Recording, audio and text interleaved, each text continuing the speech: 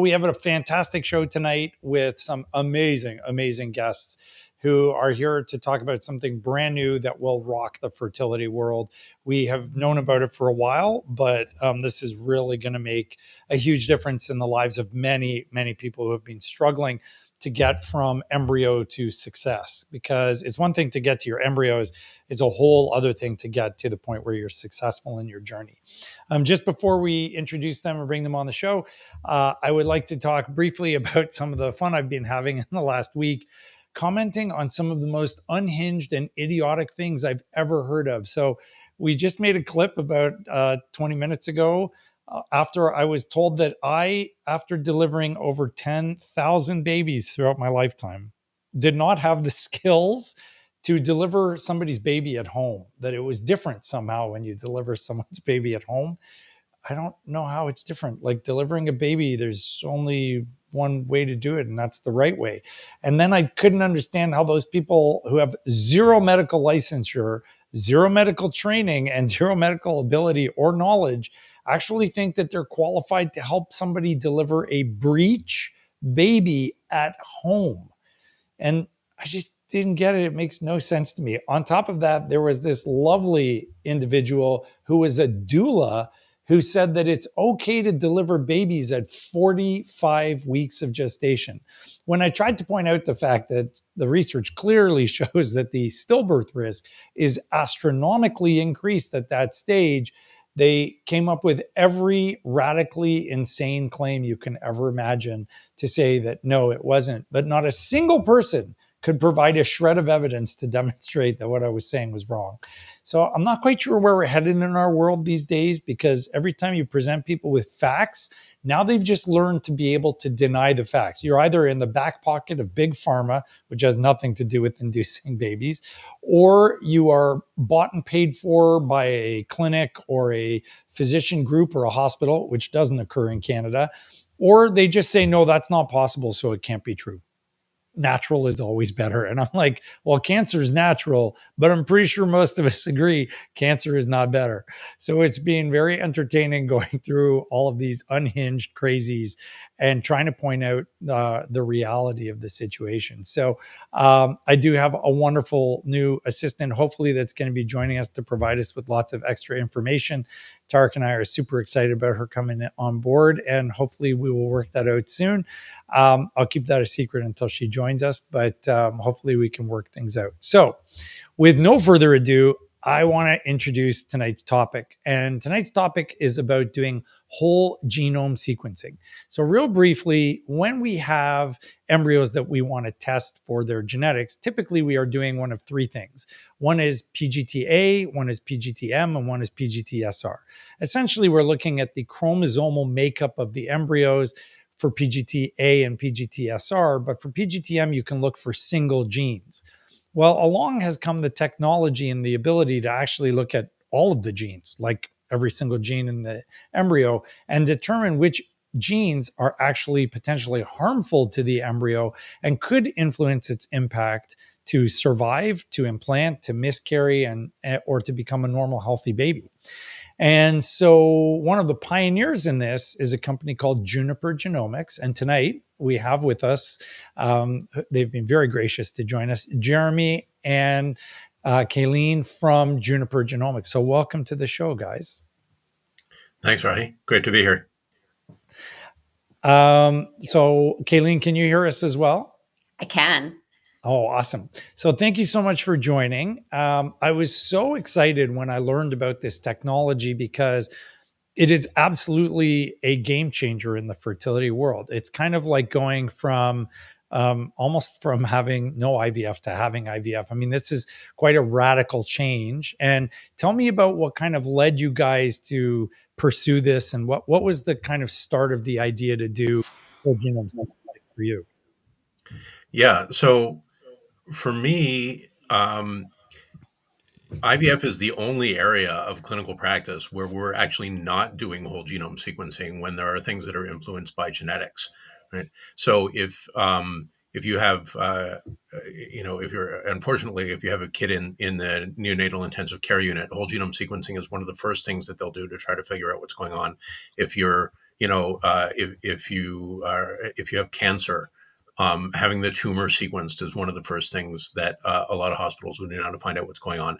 Um, and that's because the more genetic information you have, the better understanding we can get of what the outcomes are going to be, and what the future holds. It's not perfect. Not everything is determined by genetics, but so much is in there that we're not looking at right now in IVF. And bringing that to IVF patients and trying to improve outcomes is something we felt we had to do. Yeah, yeah, and the technology is so powerful compared to what we have now. I mean, this is like going from rolling the stone down the hill to driving a 4x4 down the hill, so or up the hill, I should say. So it is very very cool technology. So tell us a little bit about what whole genome sequencing is first, and how it's done, because I think that's really important for people to learn about. And for those of you who are new to the show or watching, one of the major advantages of this technology is the ability to help patients who have either had recurrent implantation failures or recurrent miscarriages. So we're going to go through all of that, but tell us a little bit first about just sort of how this process works. Like, what's the first step in doing whole genome sequencing, and what kind of answer are we getting from doing it? Kayleen, you want to do this one? Yeah, sure. So whole genome sequencing is, amazing technology where we're able to look at every little piece of DNA in a person or an embryo. And I want to compare that to what is typically done in IVF, which is genetic testing or PGT for aneuploidy or chromosome problems. And Right. so what you're doing in PGTA is maybe you're counting, let's say, the books on a bookshelf. And you're going to look and you're going to see, like, are they all there or not? But what you're not doing is actually taking those books off the shelf, opening them, reading them, and making sure everything is inside. So that's really the difference. Is we're going to take those books off the shelf, we're going to open them, we're reading them all, literally all of them, in order to give the best possible answer about what's going on in an embryo. That is a phenomenal analogy. I love that. I've never thought of it that way, but that is such a good way to put it, so easy to understand. So, a whole lot of reading of the entire genome, and that way you basically know every word that's in every text, right? Exactly. So who is this really kind of designed for? Like, what patients do you feel are going to most benefit from having this technology? I think anybody who's thinking about PGTA today, or PGTM or BGDSR, and those are relatively unusual, but for the vast majority of patients going through IVF, PGTA is a way to say, I don't want to just roll the dice on these embryos. I want to get all the information that I can and try to choose an embryo that has the best chance of success, right? Right. And PGTA has made huge strides in that department, and whole genome sequencing is coming to IVF because it has the potential to be the next leap forward of the same size. So we know that not all euploid embryos succeed in Right. development. And when we look at the genetics of pregnancy loss, we see that most of the time, almost all the time, it has nothing to do with the mom. It's not the mom's fault at all. It's just the genetics of the embryo itself contained a flaw that made that embryo not succeed in development.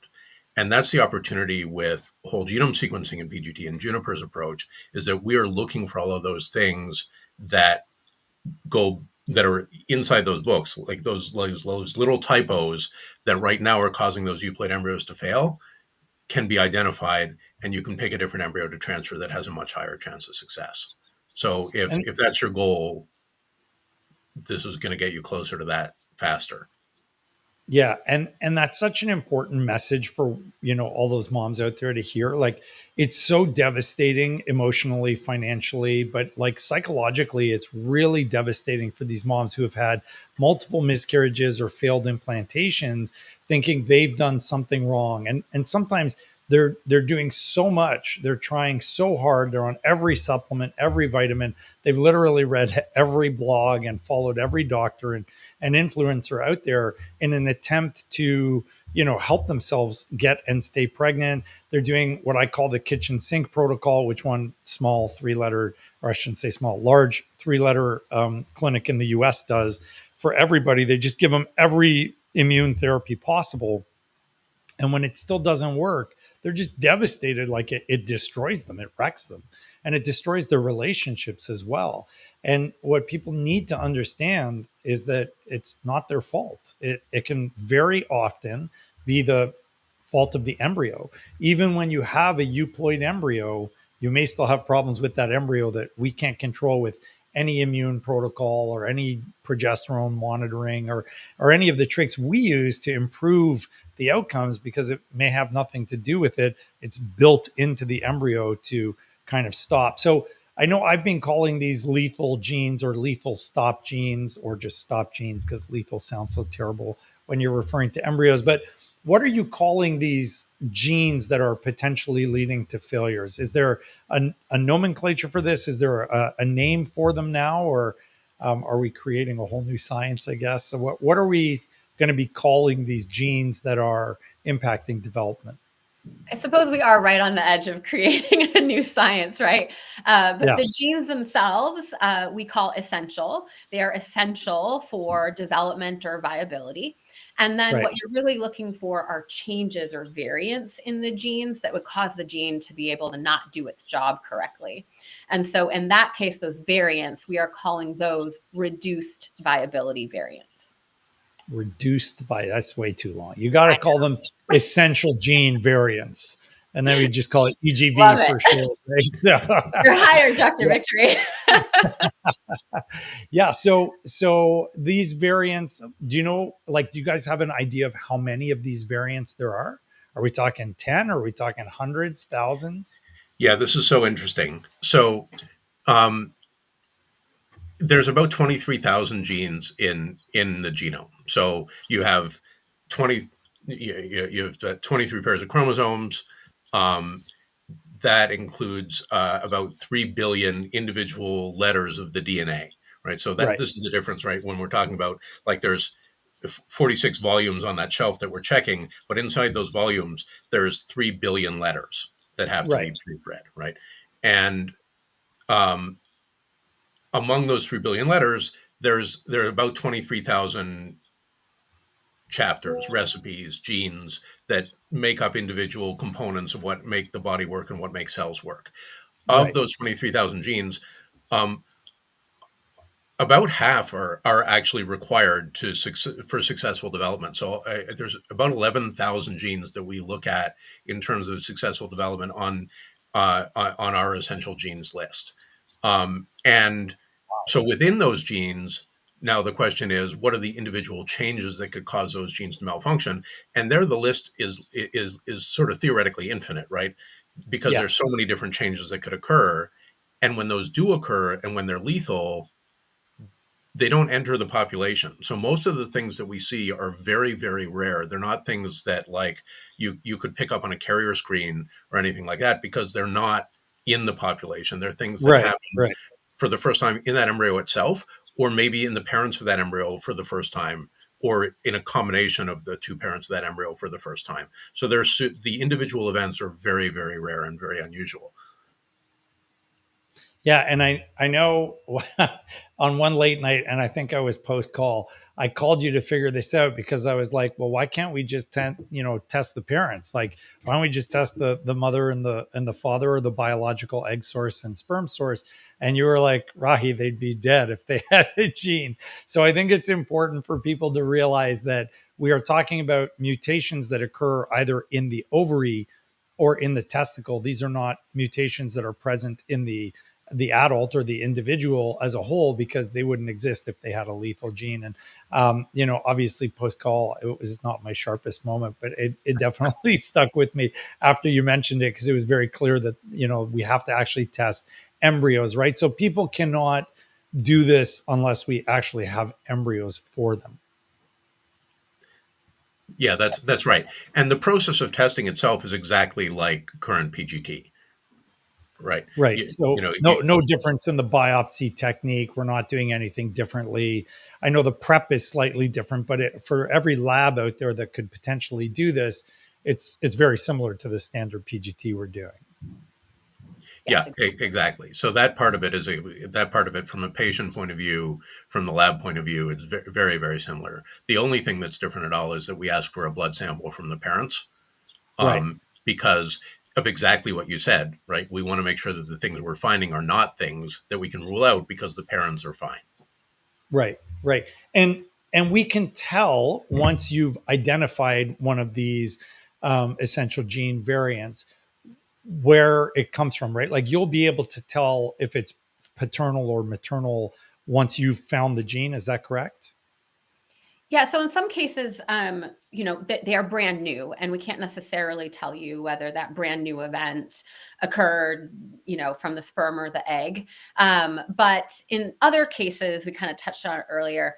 There are super rare events that only matter when both mom and dad pass on the variant. And in Okay. that case, we can see, where they're coming from and track them. There are other scenarios, right, that are X-linked and only matter if mom is passing it on. Right. Right. And in this situation where it is new, obviously that's not something you're going to see across multiple embryos, right? That would probably be something that's occurring so rarely it's going to be confined to just one of a sample of embryos that are biopsied and sent for testing. Exactly. Yes. Yeah. So most of the time, it's a brand new event in the embryo. We only see it in a single embryo of a group. If we were to see something that we suspected was brand new in multiple embryos, that actually suggests something that's called germline mosaicism, which means either the sperm or the eggs in the ovary contain that mutation, but you Right. aren't able to detect it in somebody's blood. Ah, interesting. Okay. For those who are just joining us now, I am on with Jeremy and Kayleen from Juniper Genomics. We are talking about whole genome sequencing, revolutionary technology in IVF, something that we are really proud to already be engaged in and doing. We've already sent samples to see, where the problems are. And I know, without getting obviously into any details, we've obviously already explored one test case who is now happily and shockingly pregnant, and so is her surrogate as well. So this technology is really, really powerful in helping us to find answers for people and at least get them the information they need to make decisions moving forwards. If anyone has any questions from me or Jeremy or Kayleen, please punch them into the comments. And Tarek is watching the comments. So if you have questions about this new technology, let us know. One question I have is, what's the accuracy of this? I mean, I know there's currently this whole kerfuffle with lawsuits against the PGT companies and people worried that it's not that accurate. And then there's this whole mosaicism and what about complex aneuploids? I can tell you internally, we recently started retesting the chaotic or complex aneuploids, only to find out that out of the first, I think, 6 cases that we sent back, 3 of them came back normal. So much higher than what's being published. But then I started saying, well, why are we bothering to send them? Because the whole thaw, rebiopsy, refreeze, rethaw process is damaging. So maybe we should just be considering transferring these embryos, anticipating that some of them will be normal. But what's the accuracy for you guys as far as you can validate for these findings? Like, are we talking 95%, 98%, 99%? What kind of precision are we talking about in detecting these gene anomalies?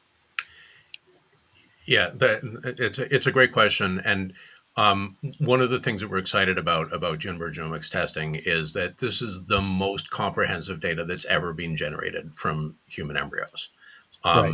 The combination of just generating the whole genome from every embryo. We're actually looking at the RNA, the transcriptome from each embryo. We're looking at that together with the whole genome of both parents. The amount of data that's being generated from this is millions and millions of times more comprehensive than what's being done in PGT today.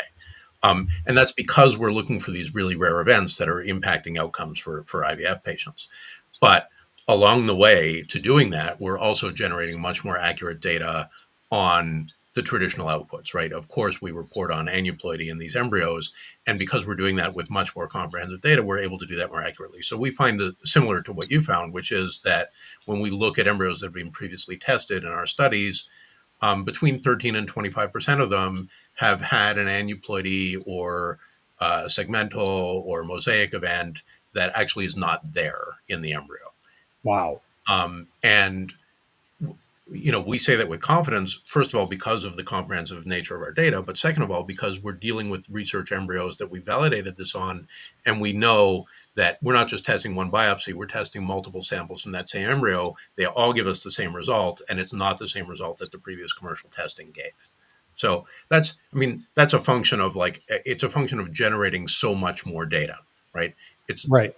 Right. And it's one of the benefits of having this really comprehensive view. It's one of the areas where we hope that we can make you and your patients feel a lot more confident about the decision they're making to transfer an embryo. And then when we're looking at the whole genome data, when we're reading that book, how accurately we're reading it, as accurately as any whole genome sequencing test out there today. So something in the vicinity of, depending on how many cells are in the biopsy, 98% sensitive. So there's a 98% chance it will detect anything that's there, and 99.7% precision. So the things that we're detecting, we're very confident in.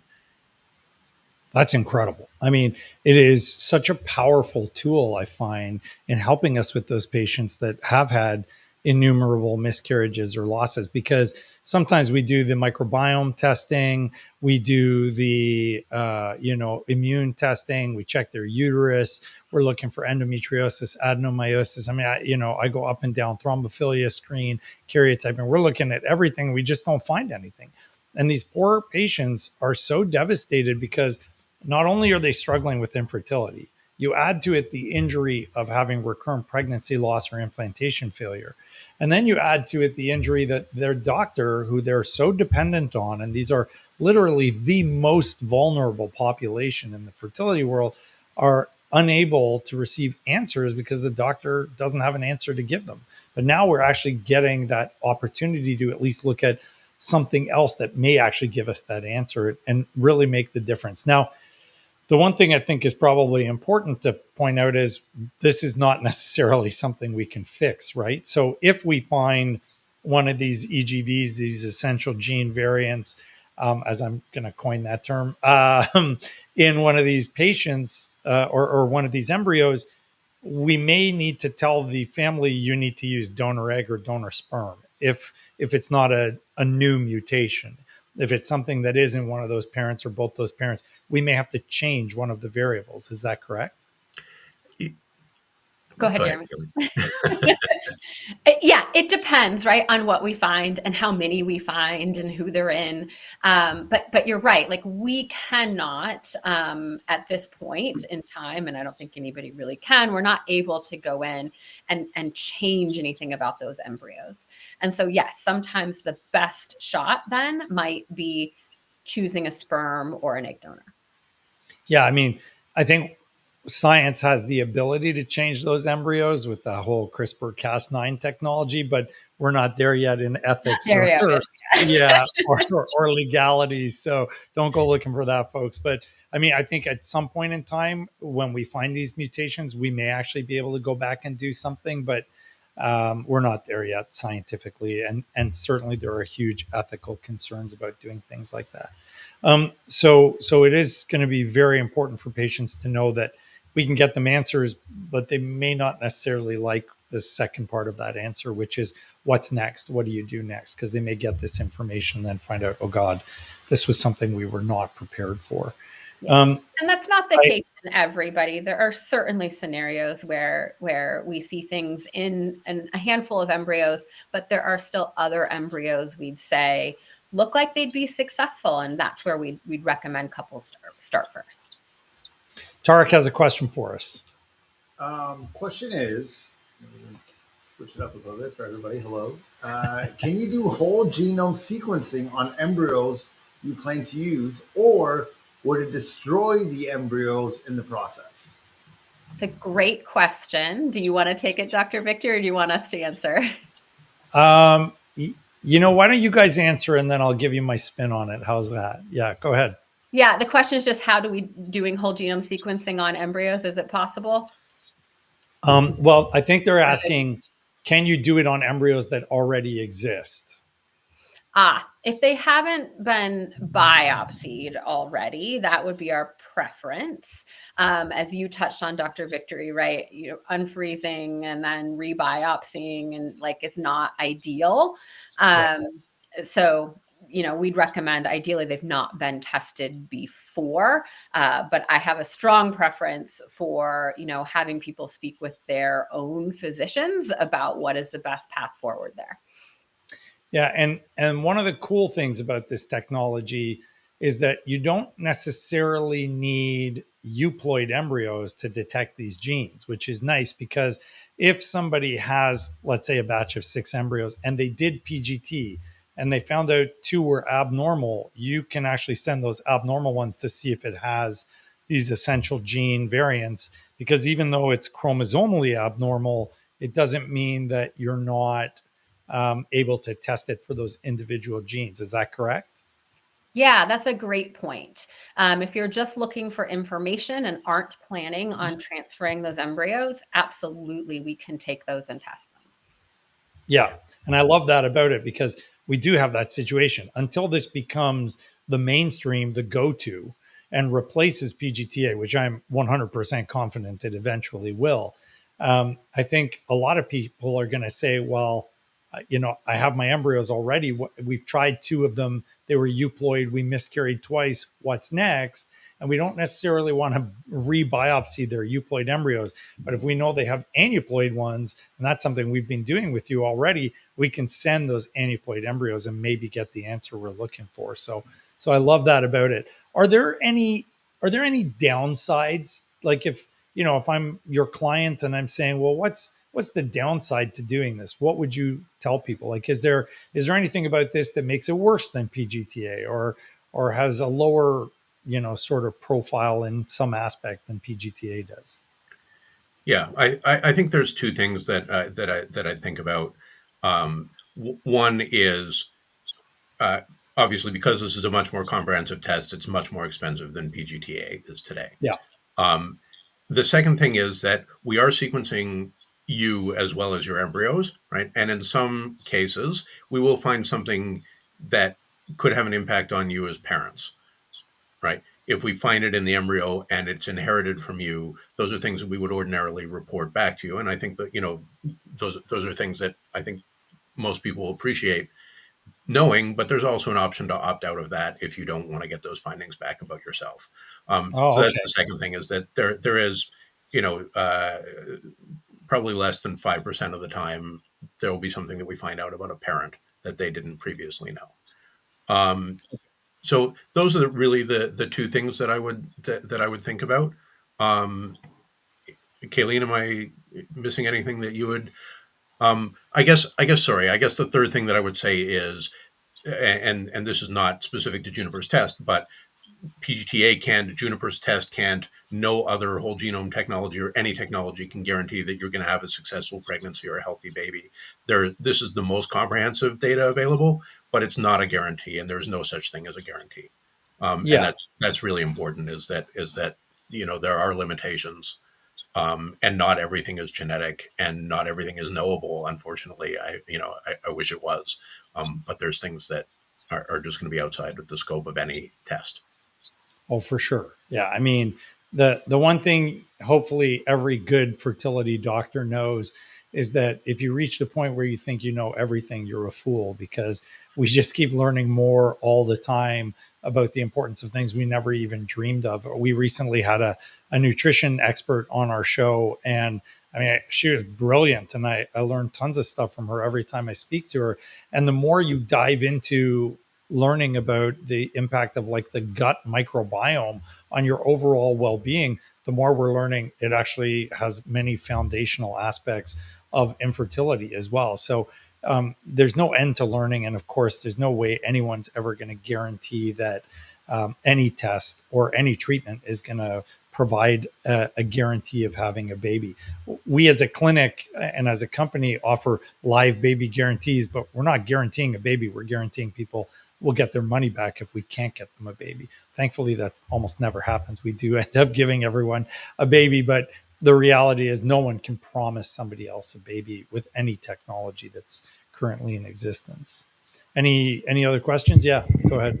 Yep, we got another question here. Where'd it go? On Instagram here. Sorry, guys. Just got a bunch of screens here. Is it safe to retest euploid using this technology since they have already been biopsied once?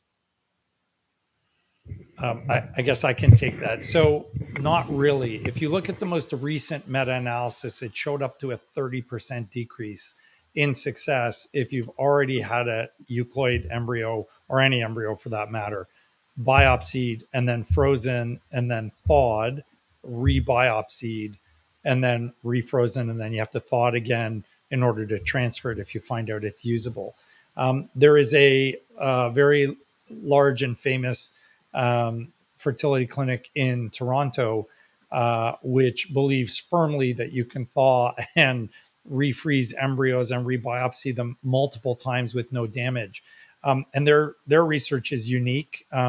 If you look at the research that's published on this, it shows the opposite. So I have a hard time believing that that's the case. I think the reality is that multiple studies have now proven that it is detrimental to biopsy the embryos. Having said that, there is a judgment call people need to make, because there's no value, and there's probably some degree of both medical, emotional, and financial harm from endlessly transferring in embryos that are not working. So if you've transferred in one, two, even three euploid embryos, it's definitely time to hit the brakes and start asking the questions. And in our clinic, it's generally after one or two, because we don't fail very often. So it's time to hit the brakes and say, what's going on here? Do I have an immune problem? Do I have a microbiome problem? Do I have endometriosis, adenomyosis? Did they give me the right protocol, or is this an embryo problem? Right. So when I'm talking to patients about failures, we always talk about the passenger, the passage, and the destination. So the passenger is the embryo, the passage is our embryo transfer, and the destination is the woman who's receiving the embryo.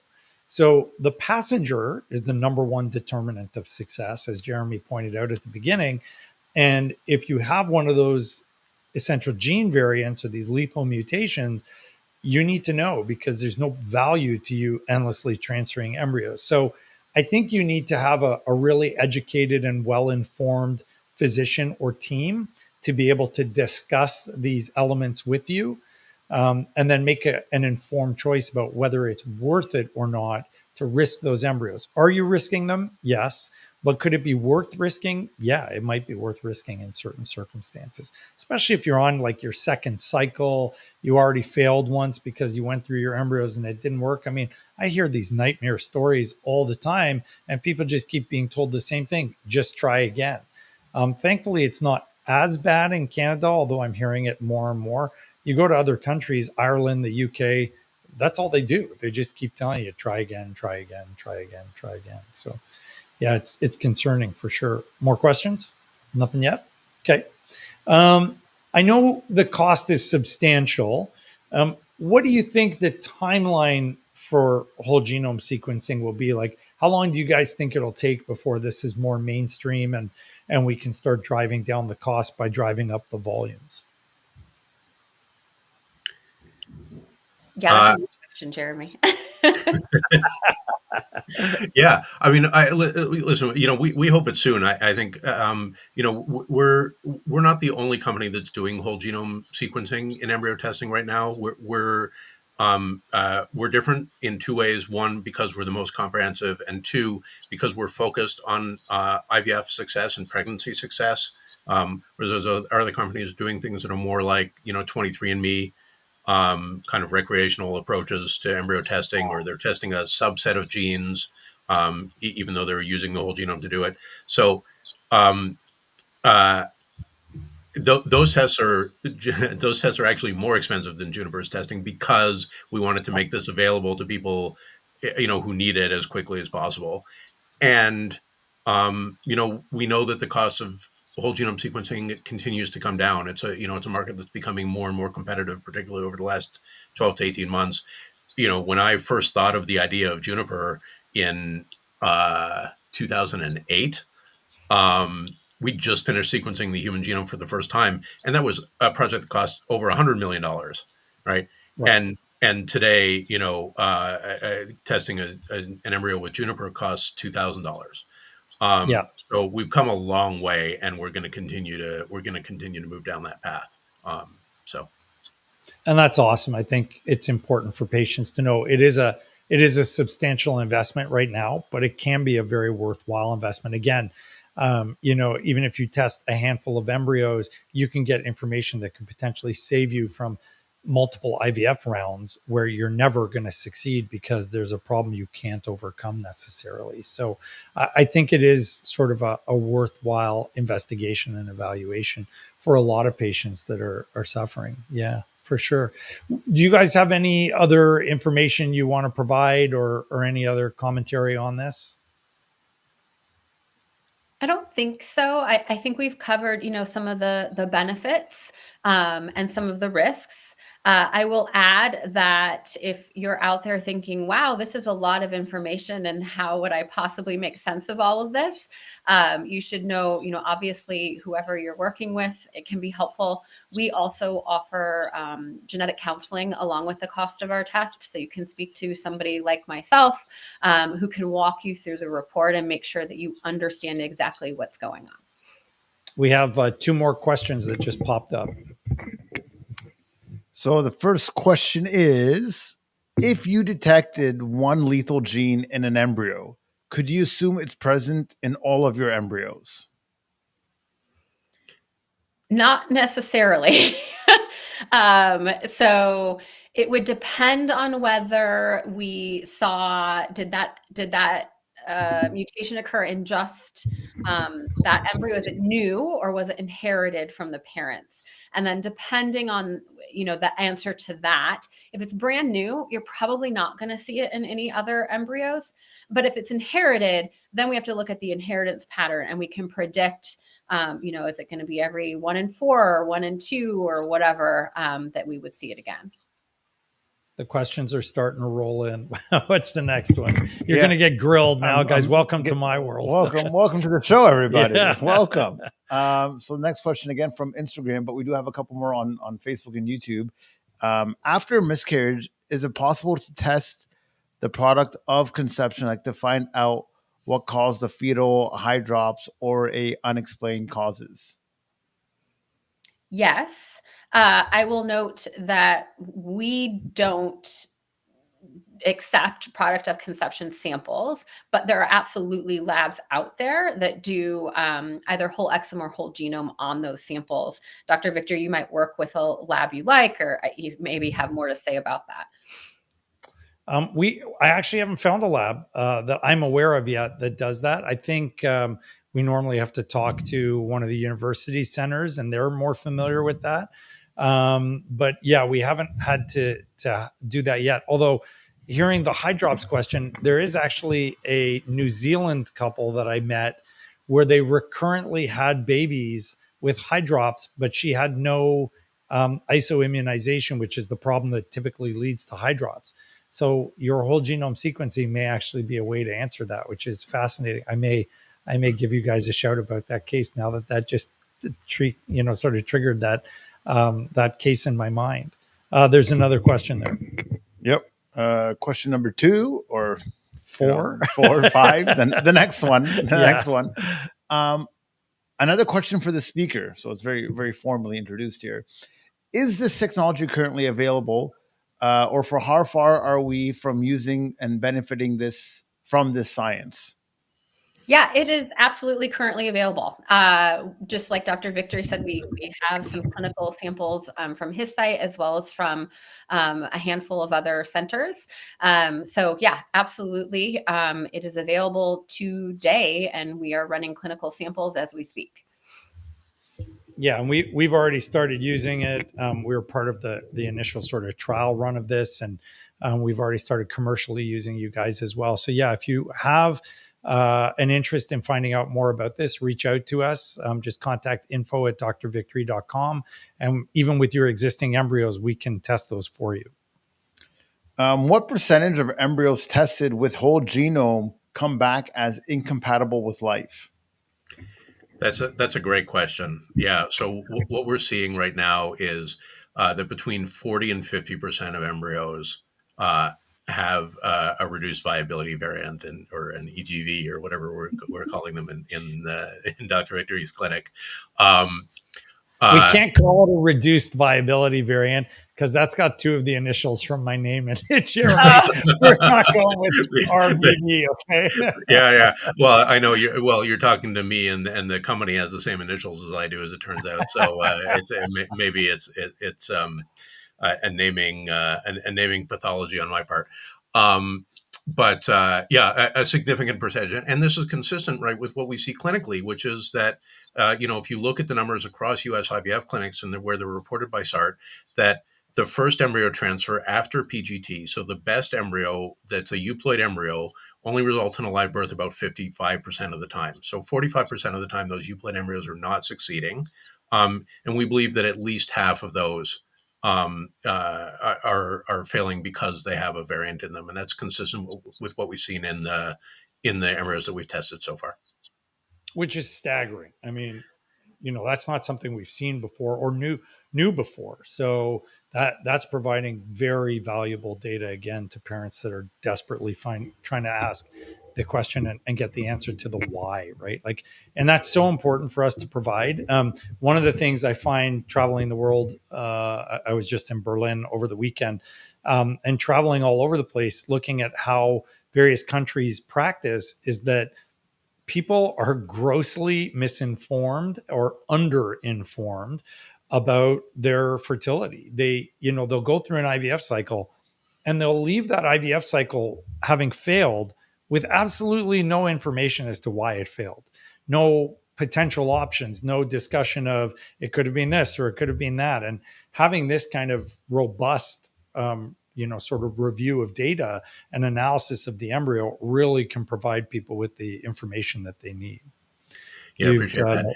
I think, one of the other things that's really interesting on this front, where we want to change the conversation a little bit too, is that so much of the conversation about infertility is about maternal age, right? How many euploid embryos are you going to get at what age? Well, guess what? There's two halves of this equation, right? 45-year-old dads are contributing twice as many of the variants that we're looking at as 25-year-old dads. Really? And this is data that, you don't see it until you start reading the whole book, because those are the kinds of so moms have missing volumes, dads have typos, and we haven't been reading for the typos. So I don't know, it's a Mars and Venus thing maybe, but that's the nature of the biology. That's the nature of how sperm are made versus how eggs are made. And so as we start to really read all of the volumes, all of the data in these embryos, this really comprehensive look, we're able to detect more of this paternal contribution, which also increases with age.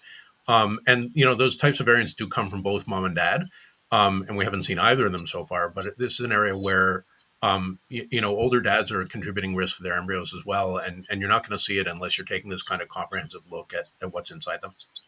That's incredible. I mean, I hadn't heard that before, that it was double from 45 to 25. And Lord knows we have a lot of 45-year-old dads. So that's incredible. Again, incredible information to be able to provide to people. Now, it does spur a question which you may not be able to answer, but I'm going to put you on the spot for a second. And that is, do we know if any sort of tendencies or environmental factors can increase the presence of these EGVs? In other words, if the father is smoking, drinking, using cannabis or cannabis products, do we know if that increases the association of the presence of these genes? So I would say no, because we've just started measuring them, right? So we don't have we don't have all of that demographic data on all the parents that we've looked at, and we certainly don't have enough to make that kind of correlation. But I would say that a lot of those changes are related to the other types of DNA damage that we think about in environmental exposure, right? So it's not different. And this is where, sorry, now you asked me a question that's sort of about my PhD subject. So, you invite the bull on the show, you get the horns. The nature of the damage is similar. So I would expect the answer to be yes, but we don't have the direct data yet. Interesting. Tarek's got more questions. Yep. How long does it take to get the results back in? Excellent question. Yeah. So it takes about 3 to 4 weeks to do all of the testing. And that includes, right, analyzing blood from the sperm source and the egg source, as well as the full testing of the embryos. Cool. Another question, I think it's related. Okay. No, not my strong suit here, but are lethal genes presence linked to age like euploidy? Well, that's what Jeremy was just saying. Yeah.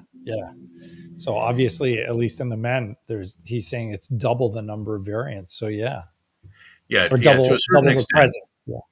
Yeah, to a certain extent, right? The 25-year-old dad doesn't have 0 by any stretch of the imagination, right? This is not the shape of the curve is not as extreme as it is for aneuploidy.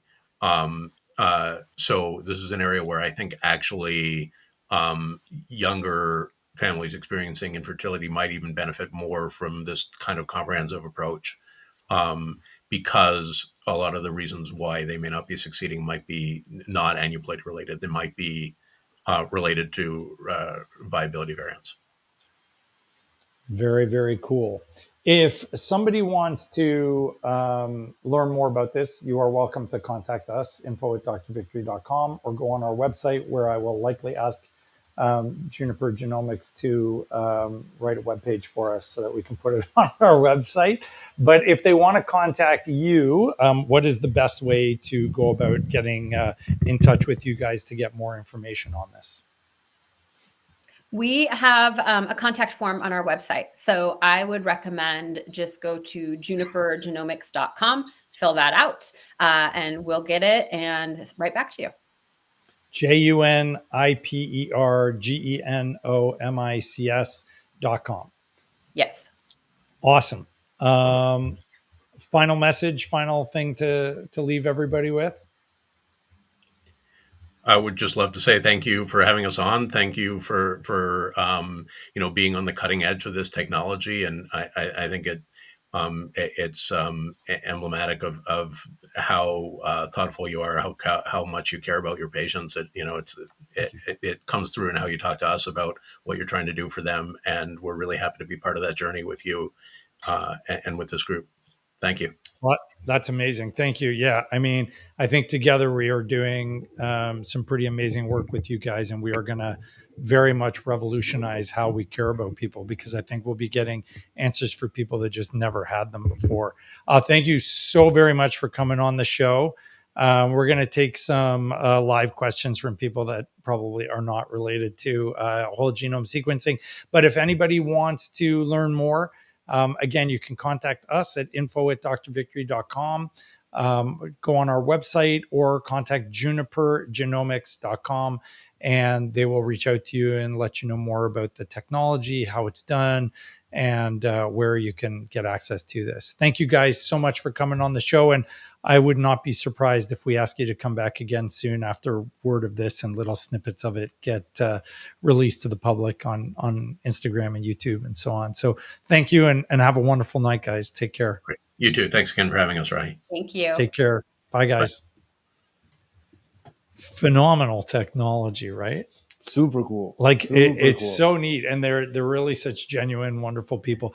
The funny thing, and I this blew my mind, Jeremy, who's probably one of the smartest people I've ever met in my entire life, is a lawyer. He seems like a super smart guy. I'm not gonna lie. He seems sharp. The guy knows more about genetics than most geneticists I've met.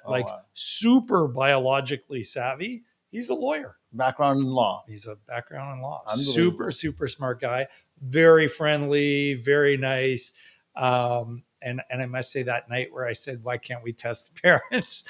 And I hadn't twigged to the fact that the parents would be dead. He was so gracious about it. And he's like, well, Rahi, the parents would be dead. So it was a good conversation. But yeah, I mean, I think this is a massive global change in how we do things. It is expensive. I will freely admit that. But I think if you look at cases where there have been failures, it's going to make a huge difference. Or for the parents that just don't want to fail for whatever reason, right? And you can afford it. Like this is the next step in advanced PGT. And this is really not just PGT advanced. This is PGT, like I said, this is the difference between rolling the rock up the hill, as a caveman, to driving the 4x4 dune buggy up the hill. Like it's just that much of a leap forward in tech. Okay, so we've only The got future 9 has showed minutes. up. Yeah, the future showed, and it showed up at VRC. Yeah, Of course, that's cool. good. That's good. I Future guess showed up at we'll VRC. give people a few extra minutes. So You got maybe you got a boatload of questions, but we'll go through them. We'll go through them. We have some questions queued up since 7:56. Oh my gosh! So all right, let's try some rapid fire ones. Go. This is not rapid. This one's huge. This is massive. This is 1, 2, 3, 4, 5 YouTube comments in one. Oh wow! Okay. So it's a doozy. Okay, go for it. If I may. 3-part question. Okay. I'm going to need a pen for a 3. Numero uno. Okay, yeah. If uterine lining at CD12 on estrace was 13 millimeters with some fluid, yeah, what do you do? What do you do? Is it reasonable to aspirate fluid and proceed with transfer? 2, is 13 millimeters before starting prog too thick? Okay, wait. Let me do them one at a time. Let's go. So if you have a 13 millimeter lining with fluid, you only have 3 options. First, I would say explore for whether or not the patient has an isthmocele, the cesarean section scar defect, or hydrosalpinx. If either of those are present, hit the brakes and fix it because you're not going to get rid of the fluid. So assuming those are not present, you do not have something surgical that needs to be fixed, then I would say start the progesterone and see if it goes away, because sometimes it will. If it still doesn't go away, your options are only stop and get microbiome testing, which can be the other source of the fluid, or aspirate the fluid and then transfer in the embryo. I'm not a huge fan of doing that, but I have done it with some reasonable success if it's done really well and very carefully. You actually have to take an IUI catheter, cut off the tip, and then very slowly suck out the fluid under ultrasound guidance so that you make sure you're right in the middle of it and you get rid of all the fluid. It is very sophisticated. It's very complicated. It's not for everybody to do, but yes, it can be done. 2. Part 2. So the first one was So the second one here is 13 millimeter before starting prog too thick. My doc says it's not, and she isn't worried about it. It's on the margin, but it's not too thick. I would still say it's okay. Recent data shows that between 9 and 12 millimeters, you actually have your best results. So 13 is just on the upper margin of that. So I'd probably still be okay. And don't forget, it's going to compact once you start your progesterone. My clinic uses prometrium for luteal support in stimulated cycles. If I was RIF patient with suspected endo and PCOS, would you say that vaginal prometrium 4 times 100 milligram caps twice daily and I'm every 3rd day? How would you have dosed the prometrium if I wanted to do a dual prog IM and vaginal every day via my 19.5? Thank you for all that you do, Dr. V, and social media Doc T. So I would we do 200 3 times a day for the vaginal prog, and I don't do the every 3-day injection, the PIO. We do it every day. Many patients will have silent endo or adeno. They need the extra progesterone, and there's no study that's ever shown that every 3 days is better, just that it was not inferior to doing it every day. So we still stick with every day. Yes, it sucks, and I appreciate that, and I respect that, but I do think it's better. Good evening. Good evening. My clinic wants me to add DEXA 0.5 once I start stims. Do you ever recommend that for egg retrieval protocols, and how might that help? Yeah, I probably should. I got to relook at the DEX data, and maybe I'll do that this coming weekend. When I looked at it before, there was an overall favorable profile, but I wasn't super convinced, and that was about 2 years ago. So I am going to relook at the DEX data, but it doesn't appear to be a negative, and it may be positive. I think it's worth another look for us. The problem with being in the fertility world these days is there is an endless number of tricks and things that we can do. And at some point, you are going to get interactions between the medications that we are not aware of. So maybe I'm doing Gonal F and Menopur, or Recavel and Menopur, and or Puregon and Menopur, whatever the combination is, and then I'm adding in Dex and I get a good result. But my patients are also on like 9 different supplements: your prenatal, your fish oil, your melatonin, your coenzyme Q10. Many of our endo patients are on NAC, curcumin, resveratrol, ALA. Most of our patients are on vitamin D. Like, do I know that the Dex doesn't interact with those? No, I don't. I have no idea. So I get worried when we start adding too many things into the mix, because it's like making soup. You just put in that one extra ingredient and all of a sudden it doesn't taste very good. So I don't know. I really don't know if we should be using it on everybody, but it does overall appear to be beneficial. Yes. Cinnamon is that ingredient for me. Cinnamon You and put soup? cinnamon? No, not on soup and meat. I've been places where they put cinnamon in meat.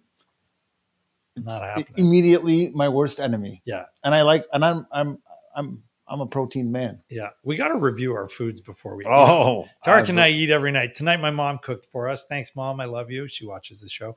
And she made us Persian rice, which Tarek loved. He fell in love with it. Yeah. I'm having it for dinner tomorrow. I'm letting you know right now. I'm having it for dinner tomorrow. I don't care what. We got oranges. That's half the requirement. Hi, docs. So this is from TikTok now. Sorry, guys, from TikTok. It's just, we're behind. There's just nothing we can do about this. We have some great guests on the show. So thanks once again. Hi, docs. What is the rationale behind curcumin for endo? Naturopath doesn't support it. Oh, that's interesting. A naturopath doesn't support it. Yeah, it's a huge antioxidant with very significant and valuable anti-endometriotic properties. There's actually studies on it. So that's where it came from. So there is research on that. And if your naturopath doesn't support it, talk to your naturopath. But I would offer that it does actually work. So, I'll be honest. Yeah. If a naturopath doesn't support, this is a borderline fringe comment here, but if a naturopath doesn't support a natural supplement, isn't this a questionable naturopath? Well, I mean, they may believe in their own data or their own findings or whatever they've been taught, right? I mean, you've got the naturopaths who are awesome, and we've had them on the show. Marissa Thompson, our own Jen Strong, Laura Jasmine. I mean, we've had loads of people on the show that I really value and appreciate. And then you've got the ones where you walk through the door and before they know what's wrong with you, they're telling you that you are gluten and dairy intolerant and you have to stop all gluten and dairy.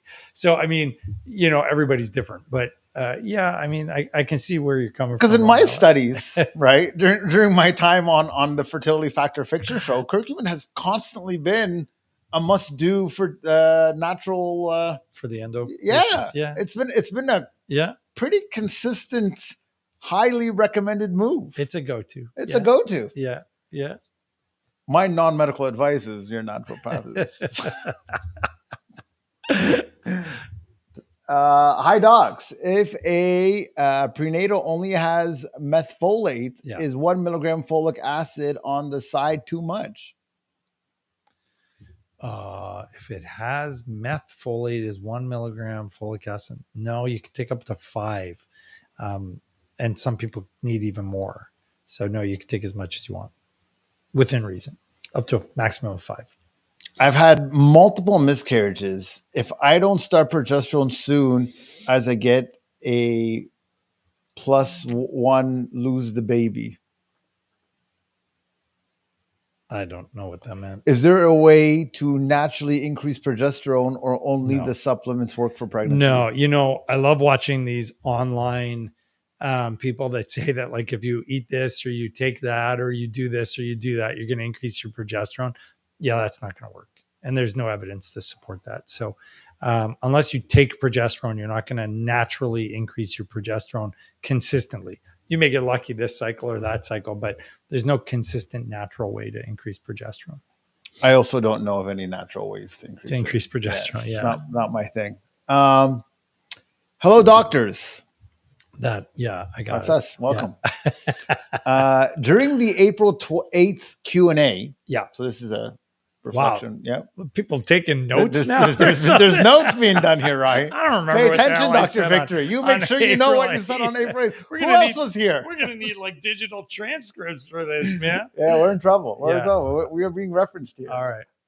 You guys mentioned, so now we both mentioned. So now I'm inundated here. You guys mentioned the benefits of black cumin seeds. Yeah. Oh yeah, I remember this.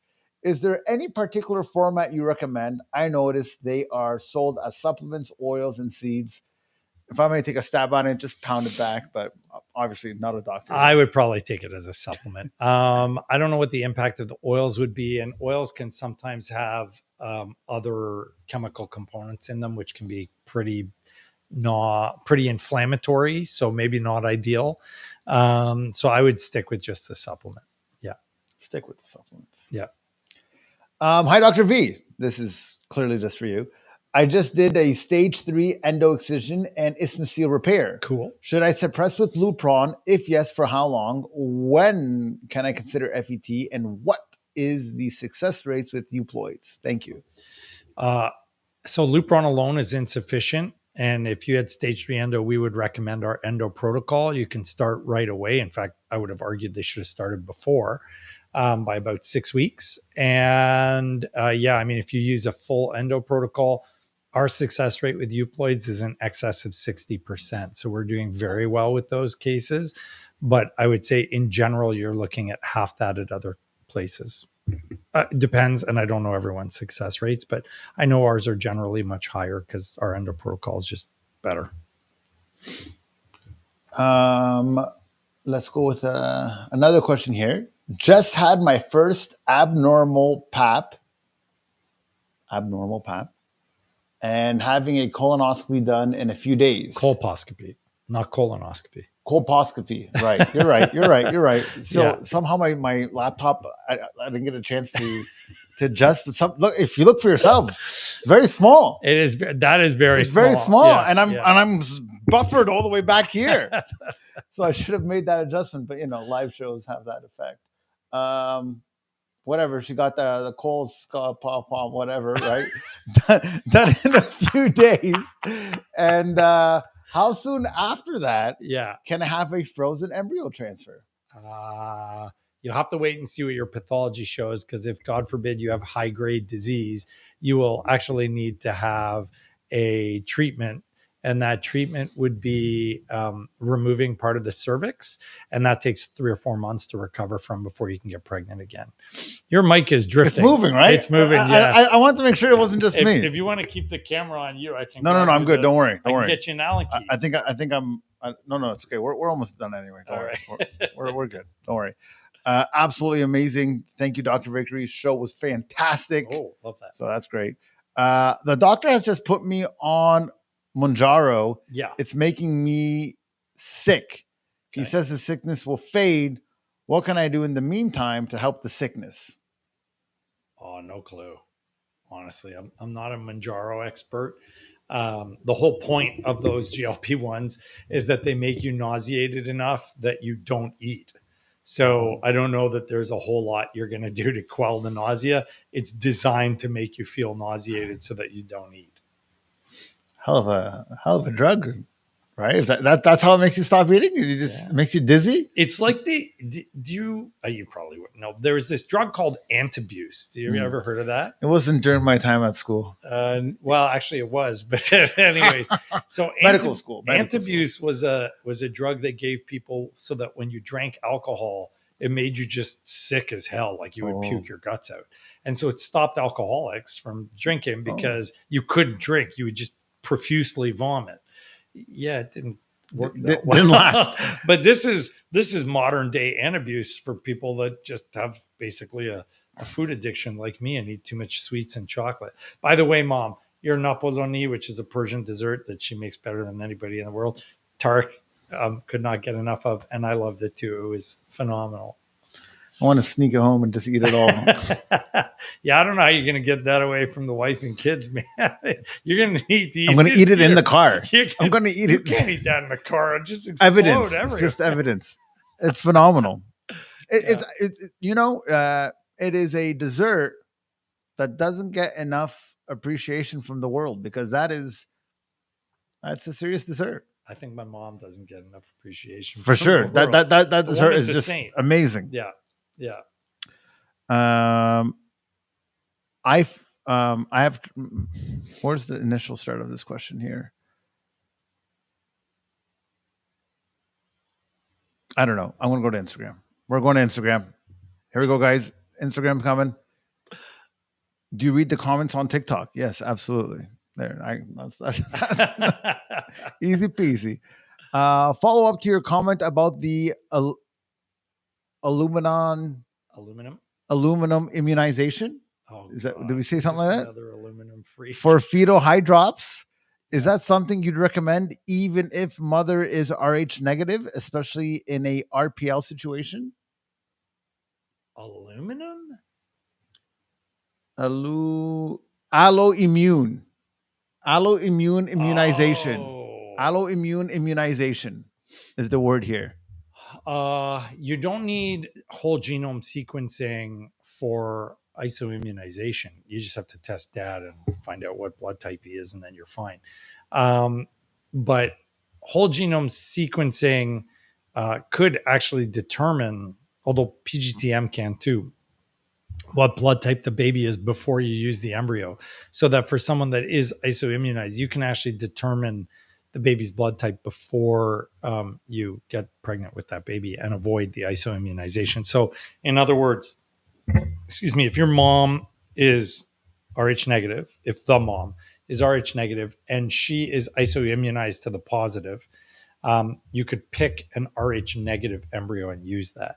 Whole genome sequencing might be useful. And the couple I was thinking of is a couple in New Zealand who have suffered several unexplained losses of fetuses with non isoimmunization related hydrops. They might benefit from this because maybe they have a gene that we didn't know about, and this would be the way to figure it out. So I am going to definitely track them down and talk to them. Let's put up another question here. Hi, doctors. That's it. Just hi, doctor. Yeah, we'll take that for now. Hi, Dr. B and Dr. T. Thank you so much for doing these lives. Going through endo protocol and doctor is suggesting medicated FET. Is that okay? No. Or would you push for a modified natural FET?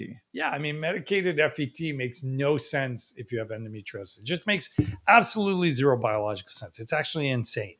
So don't do that, no matter where you go.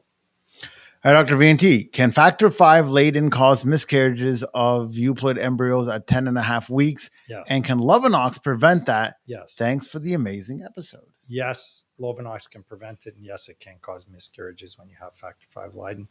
There's no question about that. So yeah, that's an easy one to fix.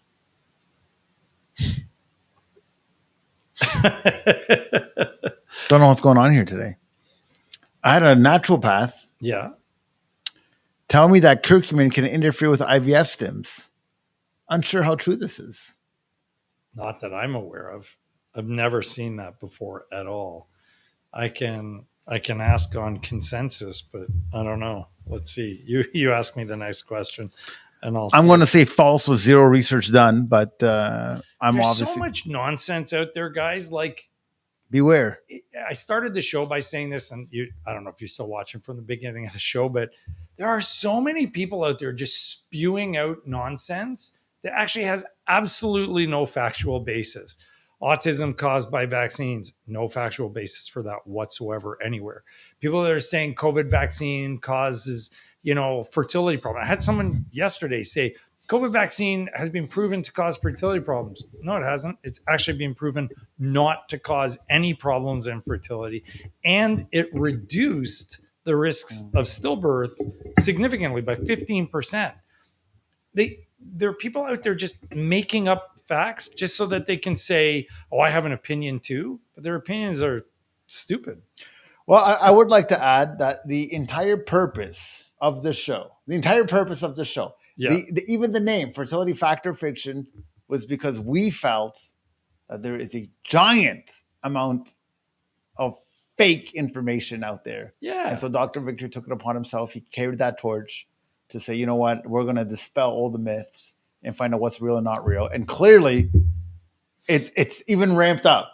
So the more facting we make, correcting of truths, the more propaganda comes out somehow. It's wild. It's true. Like, you know, and my favorite one is the people that get on and go, you can tell from the way he looks that he's on the take by Big Pharma. I'm like, I'm in like Scrubs. What are you talking about? Like, what part of me looks like I'm on the take by Big Pharma? Is that some sort of processing thing that happens to people that are on the take from Big Pharma? I don't. Scrubs is a take thing. Automatic scrubs.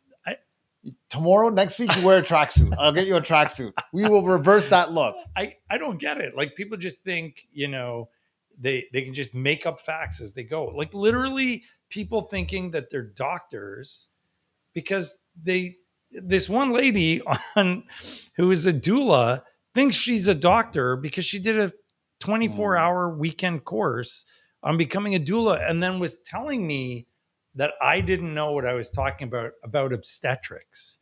I've delivered over 10,000 babies. How could I possibly not effing know what I'm talking about when it comes to obstetrics? You're out. I'm out. Yeah. Your battery. The battery died. Yeah, battery died. Okay, well, I'm now blank. So I'm going to say I'll go on this camera. So good night, everybody, because our camera finally died after an hour. Have a wonderful evening. Are you on the right? Yeah, you are. Have a wonderful evening. Lots of love. Thank you for joining us. Huge thanks to Jeremy and Kayleen, who are on from Juniper Genomics, presenting us with some phenomenally exciting information about a new way to help people out. And I'm very excited to be trying that technology. Whether you do it through them or anybody else, that's up to you. We don't endorse any particular product or company on this, but they are providing something that I didn't have access to before. And I love having access to new tools to help you all succeed. Have a wonderful night. We will see you next week, right? Back on Fertility Fact or Fiction. And then I am off to the UK to do the London Fertility Show. And we have a pre-program for that as well on the Friday night at Soho House. So join us Friday night on May the 16th, I think it is, at Soho House at 7 o'clock. And then again at 8 o'clock for 2 different talks. There are still a handful of seats left. So if you are watching from the UK, make sure that you get some tickets. The tickets are free. We'll have myself there, some of my team there, some folks from Ethica and my surrogacy journey there. And then we'll be at the fertility show. So if you would like to start booking consults for the London Fertility Show, reach out to Lisa at drvictory.com. That's LISA at drvictory.com. And we will have consult spots for you too. Have a great night, everybody. We'll